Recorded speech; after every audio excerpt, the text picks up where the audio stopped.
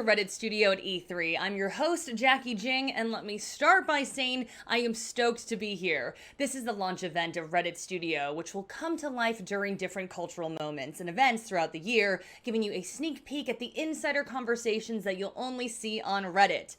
Now, E3 is the world's biggest video game event of the year, and if there's one thing we know about Redditors, it's that they know gaming. And Reddit has thousands of communities dedicated to all kinds of gaming conversations, from the general r/gaming, which has 29.7 million, yes, million active gamers, to game-specific subreddits like r/League of Legends, which has an impressive 5.2 million gamers.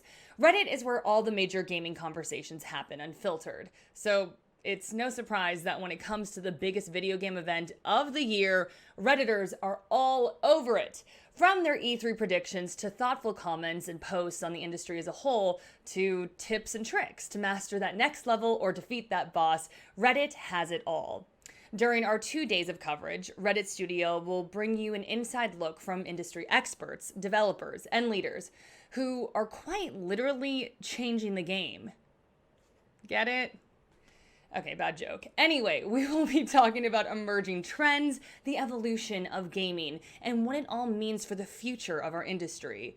Throughout it all, we will be tracking the biggest and boldest conversations in gaming unfolding here on Reddit, giving you the tea on what Redditors really have to say about E3 news.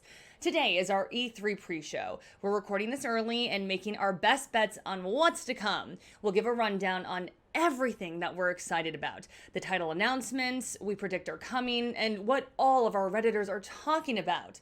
So, check back with us during our live E3 roundup on June 16th at 11 a.m. PT to see how our Redditors fared with their predictions. Ooh, let's see how they did. Well, without further ado, let's get to it. Our first segment is what we're calling Reddit Tea at E3. That rhymes. I know, we're cute. We'll take you through the titles that have Reddit buzzing in the lead up to E3 and some of the gaming topics that are top of mind for Redditors as well. As early as pretty much the day after the last E3 in 2019, we saw our communities on Reddit start to guess what's coming for the next E3 and what announcements around their favorite games would be next. And Redditors are quirky, fun, energetic, and imaginative. Let's look at some of the top mentioned titles and threads to see what our gamers are predicting.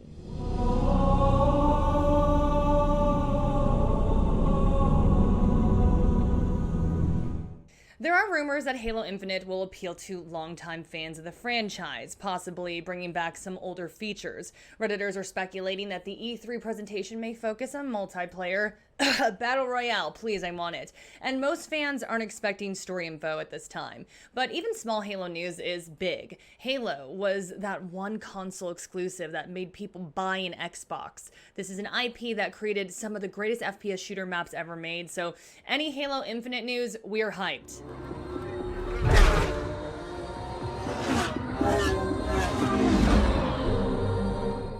Gamers are grabbing scraps of information wherever they can about Forza Horizon 5. Not even Hot Wheels toys are safe, apparently. On the 22nd of May, VGC came out with an article reporting a collab between Hot Wheels and Forza Horizon happening later this year. The desert background on the packaging could be another confirmation of the Mexican setting, and some real momentum on the Horizon front. Why would you go to the trouble to tease all this out and leave all these breadcrumbs if you weren't planning on releasing the game this year? I think we might hear some real news about Forza Horizon at E3.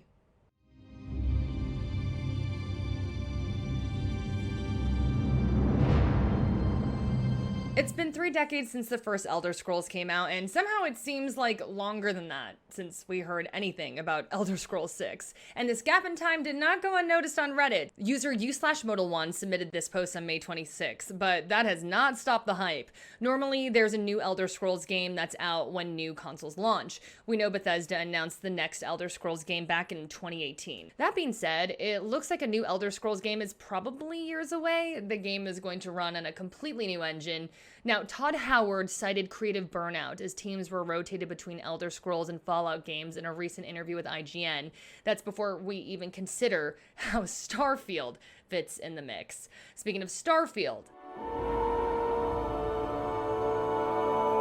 What's your deal? It's been 25 years since Bethesda launched a new series, so needless to say, this is a big deal. It also won't carry some of the same baggage that Fallout 76 carried as an online-only game. Starfield is going to be a single-player game. It might not be in the same universe as Fallout or Elder Scrolls, but we know Bethesda knows how to make huge worlds for players to get lost in, so super excited about it. Will we get gameplay footage or a release date for the new game? And will any of that news be potentially diminished by any buzz around Elder Scrolls 6? We shall see. Elden Ring from Software went all in on the less is more approach. Elden Ring information has been scant, to say the least, scant to the point of dang near non-existence, to be honest. The last time we saw anything was 2019. So what does a community built around a game like this do for 2 years? A little bit of this, and definitely this.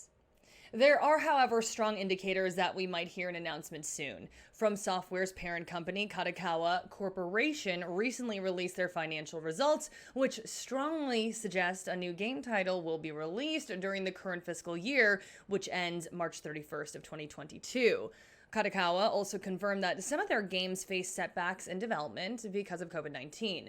But the question remains, will we actually find anything out about Elden Ring at E3 this year? Will we see gameplay footage? Can a girl get a release date at least? The Bandai Namco announcement post for E3 got almost 7,000 upvotes in r/Elden Ring about a month ago. So safe to say Reddit is waiting with bated breath, and no matter which way it goes, we'll be covering what Redditors have to say. Revealed on Twitter and covered in r/Nintendo, the Nintendo Direct will be followed by 3 hours of gameplay in the Nintendo Treehouse live show. According to an IGN article, as with most Nintendo Direct announcements, the company gave no further details as to what fans can expect from Nintendo's E3 2021 show, but many will undoubtedly be hoping for updates on The Legend of Zelda Breath of the Wild 2, Metroid Prime 4, a possible new Mario game, a potential celebration of The Legend of Zelda's 35th anniversary, Bayonetta 3, and much more. It did say that the Direct will be focused exclusively on #Nintendo Switch software, mostly released in 2021. With no new news about Breath of the Wild coming out since the 2019 teaser, fans on Reddit have been venting their frustrations on stock images, like this. The lack of any real news about the game didn't stop Breath of the Wild 2 from trending on Twitter Wednesday, June 2nd, though, so where is all this buzz coming from? Now, Nintendo did say that the Nintendo Direct presentation for E3 would focus more on games releasing this year, but that still leaves the door open for other titles. In addition to release date news or hopes for gameplay footage, there's a lot of curiosity about the structure of the game itself. Firstly, Breath of the Wild 2 is a direct sequel, and direct sequels in Zelda games don't really happen. So what does that mean for legendary items like the Master Sword? Far Cry 6. Here's what we know. The game takes place on the fictional island of Yara, the Ubisoft equivalent of Cuba. Navid Kavari from Ubisoft said the game is about the conditions that lead to a rise in fascism in a nation. We also know that they went to Cuba and interviewed actual guerrilla fighters who fought in the revolution. But I don't know, y'all. Just from the trailers alone, Giancarlo Esposito, I'm here for Far Cry 6. I hope we see a ton.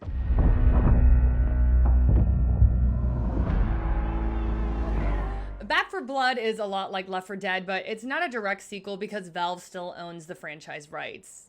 That's a long story. We won't get into that. The good news is that an open beta for Back 4 Blood should be coming out in the summer.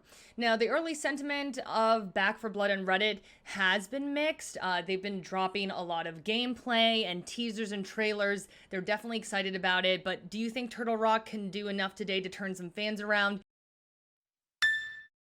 All right, folks, the full schedule has been revealed, and we know that Square Enix will be presenting June 13th at 12:15 PT. Mark your calendars. And they have confirmed a new world premiere along with Life is Strange 2 Colors and Marvel's Avengers. Okay, so what's the 411? All we know is that the new game is from the Eidos Montreal office, and there's going to be a Babylon's Fall update. Marvel's Avengers expansion is titled Black Panther War for Wakanda, and that is coming from Crystal Dynamics. A lot of people hyped about Life is Strange True Colors and also Life is Strange Remastered Collection. And obviously Final Fantasy.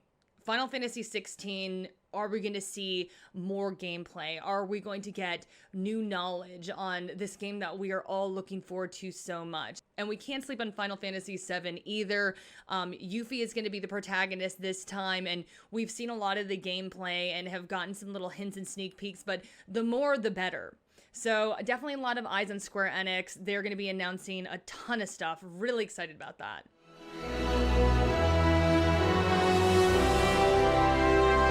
Here's the thing, since the new Ratchet & Clank is releasing June 11th, the day before E3, we might not hear all too much about it, or Sony for that matter. There was a lot of buzz before E3 that Sony might skip it altogether. If you look at the confirmed partners ESA shared, you won't see Sony's name anywhere on the list. This is also not unprecedented. The truth is, we might have to wait for the next Sony State of Play event to know the status of a lot of great titles. So fans of God of War 2 Ragnarok might have to sit on their hands, speculating over the September 2020 trailer for a while longer.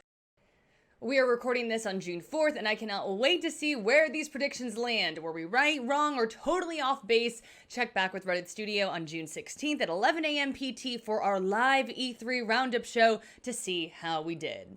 Redditors redditing about E3 aren't just talking about predictions, though. They are talking about their passion, their love. A post by ufawas121 in r/PC Gaming talks all about the future of gaming, with Redditors debating where the priorities are for developers and where gamers think they should be.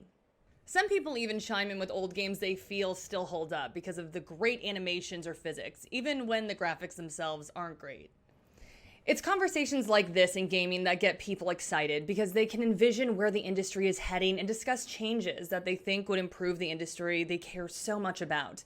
While the big argument could be made for the future of gaming being all about the cinematics and high-def features, let's not forget about some of the gaming classics that people still get super hyped on. u/koifish_coyote poses the question on r/askreddit, asking what's an old game you want a modern remake of? And Redditors have so much to say, from Mercenaries for PS2 to No One Lives Forever 2. So many titles listed, and the comments provide insight into what older or aging games the community wants to see remade. A post from u/retro and uwu24 in r/Nintendo echoes this sentiment, talking about the genuine excitement around more retro-focused release announcements. Retro isn't the only one getting nostalgia feels. u/ifragfamilies offers up an endearing story about how playing Left 4 Dead in their living room with their parents helped them conquer their fear of zombies, and it's a memory that to this day sticks with them. Another Reddit user chimed in with a great story about how when he and his wife started dating, they replayed a few of the first Ratchet & Clank series, taking turns back and forth, and they continue the process with each new one as they come out. Love these stories from Reddit. Games should be enjoyed together and help create memories. With all we've seen people deal with in the last year, it really helps solidify why gaming is so much bigger than the games themselves.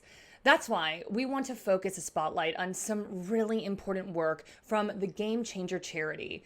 Now, if you haven't heard of this amazing organization yet, it is a nonprofit dedicated to improving the lives of isolated, hospitalized kids through the use of technology and games. Jim Carroll recently did an AMA where Redditors asked him all about Game Changer to learn more, and I want to take a moment to highlight 3 of the questions posed and the answers Jim gave. First up, u/Captain Sparkles asked about content creation tools on Game Changer. I think this piece is really cool because while Game Changer is primarily a nonprofit, it is also a tech platform that's super accessible since it's cloud-based, ad-free, and is given away for free to hospitals and the kids they're caring for. So, with the tech available on the platform, it gives options for kids to play their favorite games, but also become the creators themselves, to really tap into their imaginations and transport themselves to another world with gaming. Using your imagination as a kid is so important, and especially for kids who aren't able to play outside and play with their friends and family. It gives these kids a chance to just be kids, where they would otherwise not be able to. And Reddit's very own u/spez asked Jim what he's most proud of as he looks back on the last 15 years and what he hopes to achieve in the next 15 years. In Jim's reply, he talks about the role of caregivers, hospital workers, and the gaming community all really lending support to the initiative, which really drove home for him this interaction between healing and gaming. And as for the future, Jim hopes to inspire some of the biggest gaming firms in the world to pitch into a conspiracy of good, a new breed of charity that leverages tech, gaming, and innovation to be part of something bigger than ourselves, to create a trusted place where gamers and their families can pitch in to impact those who need our support most directly. I think after this past year, we could all use a conspiracy of good. And finally, u/Captain Energy asked what people can do to get involved beyond just donating. Our big call to action here is to just help get the Game Changer story out there. Be sure to follow the Game Changer charity social handles, which are linked on the Reddit studio at E3 Event Hub. And thank you, Jim, for all that you do. Up next, I'll be joined by Andre Van Roon, VP of Game Direction on League of Legends, and Imran Kidwai, a digital and social director at Madwell working on Verizon Games, to talk about gaming and connection, plus their thoughts and predictions for E3 this year. We'll see you back here after this break.